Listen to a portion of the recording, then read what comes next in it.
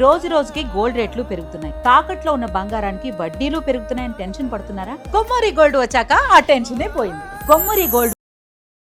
Jahnavi miss అయ్యి ఇప్పటి వరకు 8 రోజులు అవుతుంది. ఇప్పటి వరకు కూడా ఆమె ఆచూకీ తెలియలేదు.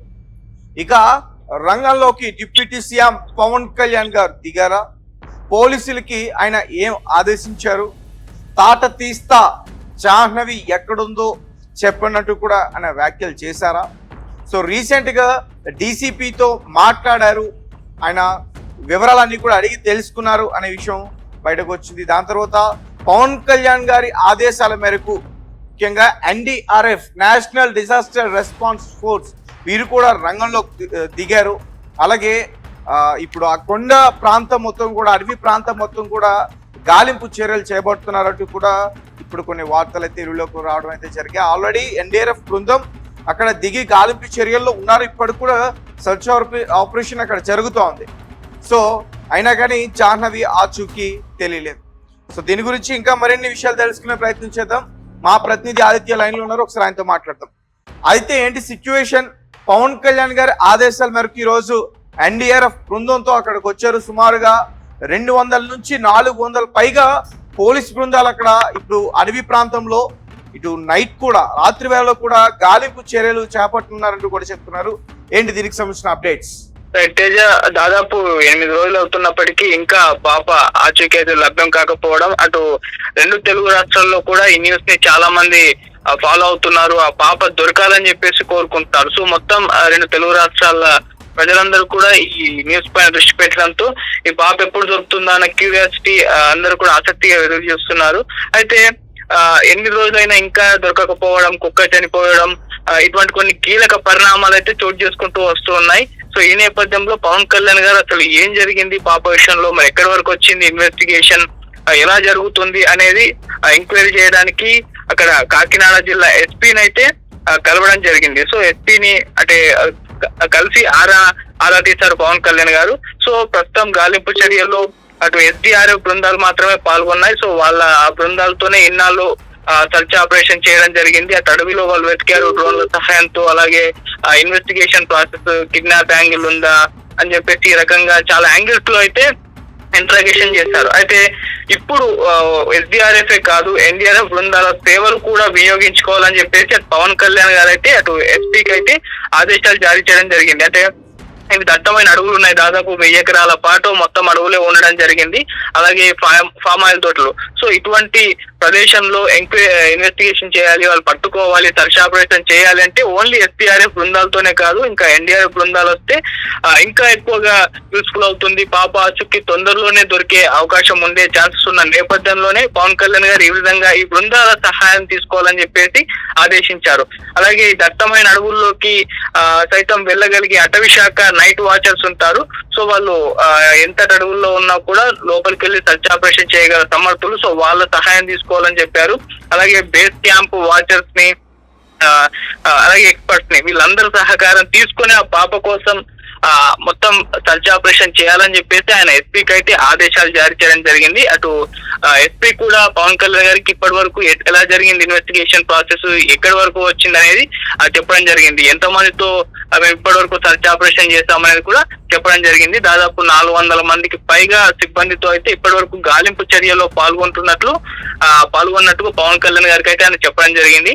సో ఇప్పుడు పవన్ కళ్యాణ్ గారు కూడా దీనిపైన ఫోకస్ పెట్టారు. ఆయన కూడా రంగంలోకి దిగారు. NDRF బృందాలను కూడా ఆయన సమకూర్చడం జరిగింది. సో అటువంటి తరుణంలో ఇప్పుడు పాప ఆచూకీ ఈజీగా దొరికిపోతుంది అన్న అభిప్రాయాలు ఇప్పుడు అందరిలో కూడా కలుగుతున్నాయి. ఒక హోప్స్ అయితే కలిగాయి మరొకసారి కూడా. సో అంటే 8 రోజుల పాటు మనం అందరం చూస్తున్నాం ఎలా జరుగుతున్నాయి, ఏం జరుగుతుంది పాప విషయంలో, అసలు ఆచూకీ దొరుకుతుందా లేదా, ఇటువంటి చాలా ప్రశ్నలు ఉన్న నేపథ్యంలో ఇప్పుడు గవర్నమెంట్ ఇంకా ఫోకస్ పెట్టింది. ముఖ్యంగా పవన్ కళ్యాణ్ గారు దీనిపై రియాక్ట్ అవ్వడం కాస్త భరోసా ఇచ్చిందని చెప్పుకోవాలి. మరి చూడాలి, NDRF బృందాలు ఇప్పుడు రంగంలోకి దిగారు కాబట్టి, అలాగే ఈ నైట్ వాచర్స్ రంగంలోకి దిగారు కాబట్టి, సో ఈ అడవుల్లో గాలింపు చర్యలకు సంబంధించి ఎలా సాగుతుందో చూడాలి.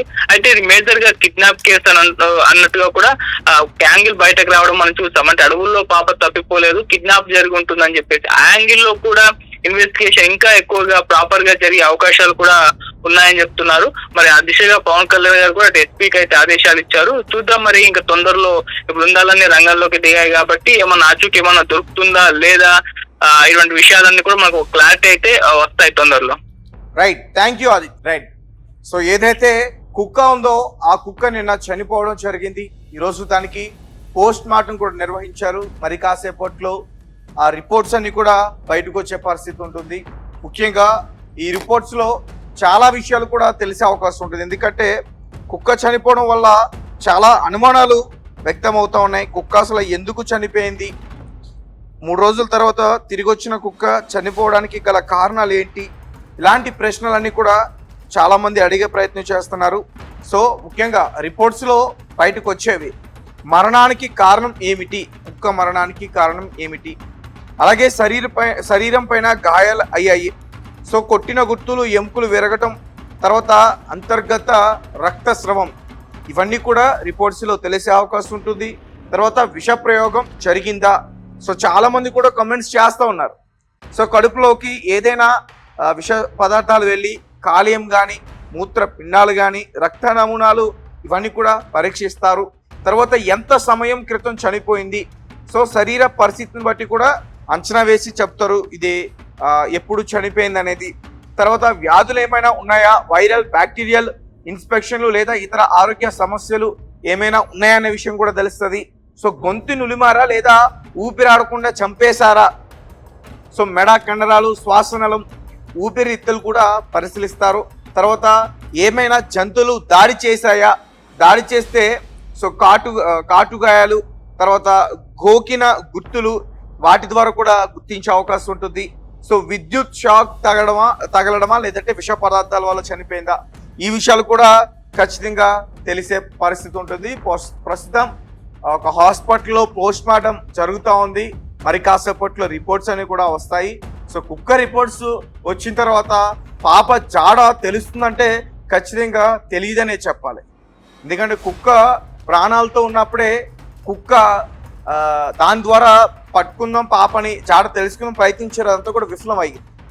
సో దీంతో ఇప్పుడు రిపోర్ట్స్తో పాప జాడ దొరికే పరిస్థితి లేదు అనేది మాత్రం నాకు అనిపిస్తోంది. ఏదేమైనప్పటికీ ఈ మిస్సింగ్ కేస్ ఇష్యూకి సంబంధించి డిప్యూటీ సీఎం పవన్ కళ్యాణ్ గారు సీరియస్ అయ్యారు. ఇప్పటికే డీసీపీ పోలీస్ బృందాలకు ఆదేశాలు జారీ చేశారు. ఎలా అయినా సరే నాకు పాప ఆచూకీ మరికొన్ని గంటల్లో తెలియాలని చెప్పారు.